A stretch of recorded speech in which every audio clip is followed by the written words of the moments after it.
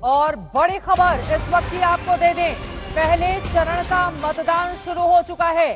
सुबह के 7 बज चुके हैं। लोकसभा के पहले चरण के लिए वोटिंग की हो चुकी है शुरुआत। देश के अलग अलग राज्यों में 21 राज्यों की 102 लोकसभा सीटों पर मतदान की शुरुआत हो चुकी है, जिसके लिए जबरदस्त तैयारी की गई थी चुनाव आयोग की ओर से। यूपी, मध्य प्रदेश, बंगाल, बिहार में मतदान की हो चुकी है शुरुआत। आपको बताते चले कि आज 21 राज्यों की 102 सीटों पर पहले चरण के वोट डाले जाने शुरू हो चुके हैं, जिनमें अरुणाचल प्रदेश की 2, असम की 5, बिहार की 4, छत्तीसगढ़ की 1, मध्य प्रदेश की 6, महाराष्ट्र की 5, मणिपुर की 2, मेघालय की 2, मिजोरम की 1, नागालैंड की 1, राजस्थान में 12, सिक्किम की 1, तमिलनाडु की सारी की सारी 39 सीटों पर वोटिंग की शुरुआत हो चुकी है, क्योंकि तमिलनाडु पर भी सभी की निगाहें इस बार टिकी हुई हैं, क्योंकि अब तक डीएमके, एआईएडीएमके के बीच जो मुकाबला वहां पर देखने को मिलता था, उसको त्रिकोणीय बनाने का काम भारतीय जनता पार्टी की ओर से किया गया है। त्रिपुरा की 1 लोकसभा सीट के लिए, उत्तर प्रदेश की 8 लोकसभा सीटों के लिए, जिनमें रामपुर और पीलीभीत सबसे ज्यादा महत्वपूर्ण हो जाती हैं। उत्तराखंड की सभी 5 लोकसभा सीटों के लिए वोट डाले जाएंगे। पश्चिम बंगाल की 3 लोकसभा सीटों के लिए वोट डाले जाएंगे। तीनों पर मौजूदा वक्त में बीजेपी का कब्जा है, लेकिन कूच बिहार में हिंसा की खबरें निकलकर सामने आई हैं, जो शांतिपूर्ण मतदान कराने की प्रक्रिया को चुनौती देती हुई दिखाई दे रही हैं। इसके अलावा अंडमान निकोबार की 1, जम्मू कश्मीर की 1, लक्षद्वीप की 1, पुडुचेरी की 1 सीट पर आज वोट डाले जाएंगे। पहले चरण की जिन 102 सीटों पर मतदान हो रहे हैं, और यहां पर हम आपको दिखा रहे हैं, नागपुर में पहुंच चुके हैं मोहन भागवत मतदान करने के लिए। आपको बताते चले कि नागपुर सबसे ज्यादा महत्वपूर्ण ये वो सीट है जहां से दिग्गज केंद्रीय मंत्री नितिन गडकरी चुनावी मैदान में हैं। नितिन गडकरी, जिनकी उम्र 66 साल है, पीएचडी कर रखी है, उन्होंने तीसरी बार सांसद का चुनाव लड़ रहे हैं, केंद्र में कैबिनेट मंत्री हैं। उनके सामने विकास ठाकरे, जिनकी उम्र 57 साल है, ग्रेजुएशन उन्होंने कर रखी है, पूर्व मेयर, 2 बार एमएलए रह चुके हैं। पहली बार विकास ठाकरे, जो कांग्रेस के उम्मीदवार हैं, वो लोकसभा का चुनाव लड़ रहे हैं। आरएसएस का हेडक्वार्टर होने के बावजूद नागपुर पहले कांग्रेस का गढ़ हुआ करता था, लेकिन मौजूदा वक्त में नितिन गडकरी ने परिपाटी बदल दिया। अशोक सिंघल मेरे सहयोगी जुड़ चुके हैं। अशोक, सुबह का वक्त है, लेकिन मोहन भागवत आरएसएस प्रमुख पहुंच चुके हैं वोटिंग के लिए। बिल्कुल चित्रा, उन्होंने वोट डाल दिया और मीडिया को एड्रेस करने जा रहे हैं। मैं आपको दिखा रहा हूं पीछे, सबसे पहले वो यहां पर पहुंचे थे बहुजी दफ्तरी, जो संघ मुख्यालय के पीछे पाठशाला है, वहां पर वो 10 मिनट पहले पहुंच गए थे 7 बजने से, और 7 बजते ही उन्होंने अपना वोट डाला। और जैसे कि आप बता रहे थे कि नितिन गडकरी और विकास ठाकरे आमने सामने, कांग्रेस के उम्मीदवार विकास ठाकरे हैं, जो उनका गठबंधन है, और इधर से नितिन गडकरी तीसरी बार चुनाव लड़ रहे हैं। लेकिन मोहन भागवत का हम आपको सुनाने की कोशिश करेंगे कि मोहन भागवत वोट डालने के बाद क्या कह रहे हैं। हालांकि नितिन गडकरी ने भी सुबह सोशल मीडिया के माध्यम से अपील की कि ज्यादा से ज्यादा मतदान करें, 100% मतदान करें, क्योंकि मतदान का एवरेज हमेशा से नागपुर लोकसभा की अगर बात की जाए बहुत कम रहता है। पिछली बार 57% के करीब मतदान हुआ था, और इस बार नितिन गडकरी ने अपनी जनसभाओं में, तमाम प्रोग्राम्स में यही कहा कि 75% से ज्यादा वोट डालना चाहिए, लोगों को वोट घरों से निकल करके डालना चाहिए। तो आज सुबह मोहन भागवत ने शुरुआत की 9:30 बजे। नितिन गडकरी अपनी फैमिली के साथ यही नजदीकी महल के टाउन हॉल में वोट पोल करेंगे। लेकिन जहां तक नितिन गडकरी की बात की जाए, नितिन गडकरी ने 2014 में पहला चुनाव लड़ा था। ये कांग्रेस का गढ़ माना जाता है नागपुर लोकसभा की अगर बात की जाए। 12 बार यहां से कांग्रेस जीती है, जबकि बीजेपी 96 में पहली बार चुनाव जीती थी लोकसभा का। उसके बाद नितिन गडकरी 2014 और 2019 में यहां से लोकसभा का चुनाव जीते हैं, तीसरी बार वो चुनाव लड़ रहे हैं। लेकिन इस बार कांग्रेस ने यहाँ के विधायक नागपुर पश्चिम के विकास ठाकरे को चुनावी मैदान में उतारा है। वो मेयर भी रह चुके हैं, लेकिन नितिन गडकरी अपने कामों की वजह से, जो उन्होंने सड़कों में, हाईवेज के जो काम किए हैं, जो नागपुर की तस्वीर बदली है, उनका दावा है कि जनता उनके काम की वजह से उनको वोट डालेगी। लेकिन विकास ठाकरे अपने तरीके से वोट मांग रहे हैं। अगर बात की जाए इस सीट की, यहाँ पर ज्यादातर ओबीसी वोट डोमिनेट करते हैं। 22 लाख के करीब वोट यहाँ पर हैं, लेकिन उससे आधे से ज्यादा ओबीसी वोटर हैं। और कुणबी की अगर बात की जाए तो उसमें 4 लाख से ज्यादा कुणबी वोटर हैं, जिस जाति से विकास ठाकरे आते हैं। SC ST का भी काफी तादाद है, लेकिन ओबीसी के बाद SC ST यहाँ पर 20 और 10% के करीब वोट माने जाते हैं, वोटों की संख्या है। उसके बाद मुस्लिम है 10 से 12%, और उसके बाद मराठा वोट है। लेकिन नितिन गडकरी का हमेशा से दावा रहा है कि उनको तमाम समुदायों से वोट लोग डालते रहे हैं। इसी वजह से उन्होंने पिछली बार भी काफी 2 लाख से ज्यादा मार्जिन से नाना पटोले को हराया था और उससे पहले 2014 में भी उनका मार्जिन अच्छा खासा रहा था। इस बार वो दावा कर रहे हैं कि मोहन भागवत कुछ बोल रहे हैं। अशोक जी, मैं फौरन लौट रही हूँ आपके पास, पहले सुनते हैं। व्यक्तिगत कार्य मैंने ये किया है कि मैंने मतदान किया।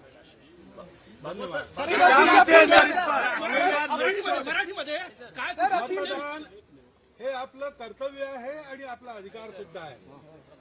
मतदानाने येत्या 5 वर्षाकरता आपण आपल्या देशाचं भाग्य निर्धारित करतो आणि म्हणून प्रत्येकाने मतदान केलं पाहिजे।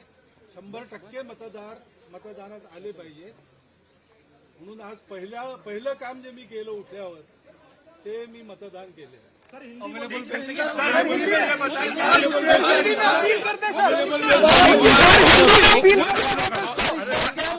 आज नसतात बोलायचं।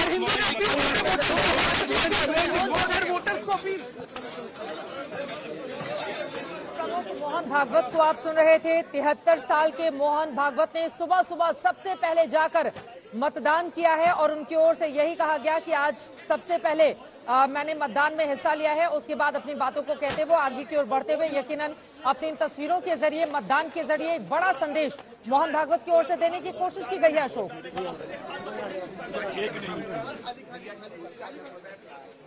अशोक,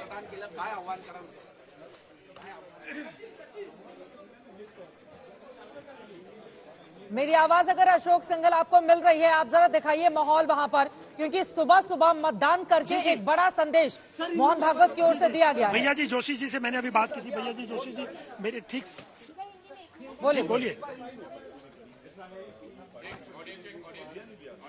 नहीं, चित्र जो बात कर रहे थे, देखिए इस बार जो तीसरी बार नितिन गडकरी चुनाव लड़ रहे हैं यहाँ से नागपुर से लोकसभा का, और उनके सामने विकास ठाकरे कांग्रेस के सीटिंग विधायक हैं पश्चिम नागपुर से, और वो मेयर भी यहाँ पे रह चुके हैं और जिला कांग्रेस के अध्यक्ष भी हैं।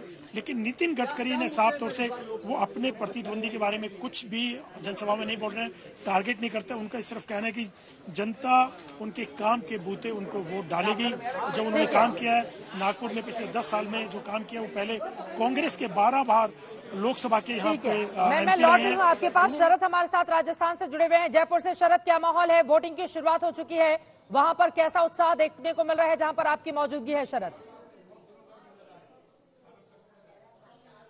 चित्रा, बिल्कुल गजब का उत्साह है। राजस्थान में 12 सीटों के लिए 2 करोड़ 54 लाख जो है मतदाता वोट डाल रहे हैं और देख सकते हैं कि 3 बूथ है, तीनों तरफ लगातार कतारें लगी हुई है, लोग वोट डाल के आ भी रहे हैं। बहुत सारे लोग कतार में उनसे बातचीत करते हैं।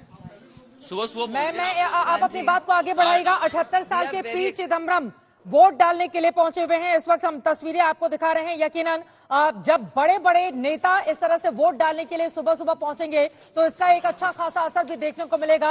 और ये पी चिदम्बरम की तस्वीरें आपको दिखा रहे हैं। दक्षिण भारत में अच्छा खासा प्रभाव पी चिदम्बरम रखते हैं। लेकिन कांग्रेस पार्टी की बात करें तो कुल 129 में से पिछली बार कांग्रेस के खाते में 28 सीटें आई थी, जबकि बीजेपी उससे एक ज्यादा 29 सीटों के साथ ही क्षेत्रीय दलों का काफी ज्यादा वर्चस्व वहां पर देखने को मिला था।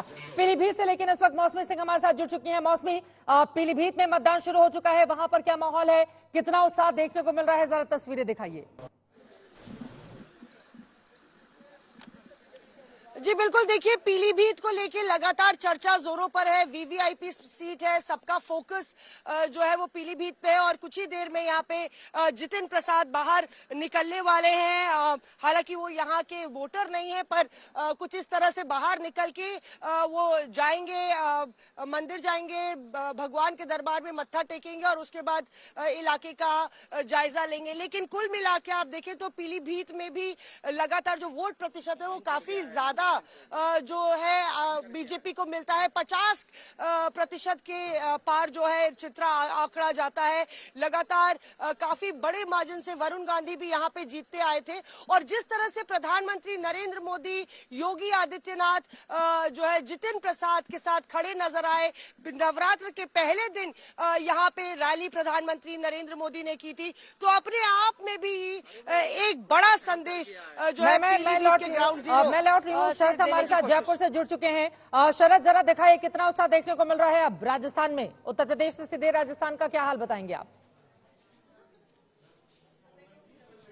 बिल्कुल चित्रा, मैं वही दिखा रहा था कि सुबह सुबह जो मैं उत्साह यहाँ देख रहा हूँ और लोगों में, और जिस तरह से आए हैं यहाँ पर वोट करने के लिए। देखिए बुजुर्ग दंपति भी आपको दिखाई दे रहे हैं जो कतार में लगे हुए हैं। क्या नाम है आपका? रजनी कुमार। आप सुबह सुबह आई हैं वोट डालने? हाँ। क्या सोचकर वोट डाल रही हैं? अच्छा ही सोच के डाल दे। क्या क्या है आप लोगों के लिए? अच्छा वोट डालना चाहिए, अच्छा, सबको डालना चाहिए, इसलिए अब भी आ गए।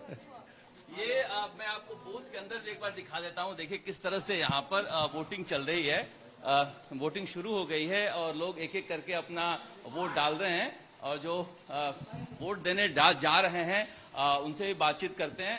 803। क्या नाम है आपका? श्रेयांश। श्रेयांश, पहली बार है, पहले डाल चुके हैं? पहले डाल चुका हूँ। तो यूथ के लिए क्या मुद्दा है? यूथ के लिए मुद्दा ये है कि थोड़ा एजुकेशन सिस्टम सुधारा जाए और जॉब अपॉर्चुनिटीज है वो बढ़ी जाए तो वो ज़्यादा बेहतर रहेगा। तो इस तरह से देखिए सिस्टम यहाँ पर कैसे फुल प्रूफ बना हुआ है, ये भी हम आपको सिस्टम भी दिखाते जा रहे हैं कि स्याही लग जा रही है, उसके बाद जा रहे हैं वोट डालने के लिए। ये बूथ के अंदर का नजारा है। ये कांग्रेस और बीजेपी के एजेंट इधर बैठे हुए हैं, उधर वोट डाला जा रहा है। बाकी लोगों से भी इस बीच हम बातचीत करते रहेंगे जो वोट डालने के लिए यहाँ पर आए हुए हैं। क्या नाम है आपका? राजेश शर्मा। राजेश जी, क्या ठीक मुद्दा है, आप शरद। लोगों के लिए इस बार? विकास का मुद्दा है हमारे लिए। विकास का मुद्दा है। मोदी जी हैं तो विकास। महिलाओं से बात कर लेते हैं। चित्रा, क्या नाम है आपका?